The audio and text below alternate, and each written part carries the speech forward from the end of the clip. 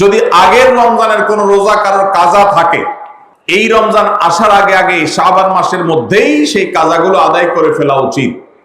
আম্মা জান আয়েশা রাদিয়াল্লাহু তাআলা আনহা বলেছেন, নারী হিসাবে রমজান মাসে যে কয়েকটা রোজা ভাঙতি পড়ে, নবীজি সাল্লাল্লাহু আলাইহি সাল্লাম রমজান পরে পুরো সময়টা তার কাছে থাকার কারণে তিনি সেই রোজাগুলো রাখার সুযোগ সেভাবে পেতেন না। স্বামীর হকের কথা মাথায় রেখে রোজাগুলো রাখতেন না।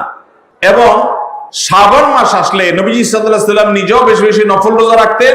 মা আয়েশা রাদিয়াল্লাহু তাআলা আনহা বলেছেন যে তিনিও তার রমজানের বাকি রোজা যেগুলো ছিল ভাঙতি রোজা, সেগুলো তিনি রেখে ফেলতেন। এই হাদিস থেকে বোঝা যায় রমজানের রোজা যদি কারোর কাজা হয়, পুরুষদের অসুস্থতার কারণে হতে পারে, মা বোনদের মাসিকার কারণে হতে পারে, তাহলে সেই রোজা যত দ্রুত সম্ভব আমরা কাজা করে ফেলবো। এবং সেই কাজা করতে যদি কোনো কারণে, যৌক্তিক কারণে বা যে কোনো কারণে যদি বিলম্ব হয়, তাহলে এই বছরের আসন্ন রমজানের প্রস্তুতির অংশ হিসাবে আগের রমজানের কোনো ভাঙতি রোজা থাকলে সেগুলো সব রেখে কাজা করে সম্পূর্ণভাবে এই রোজার জন্য প্রস্তুত হবে।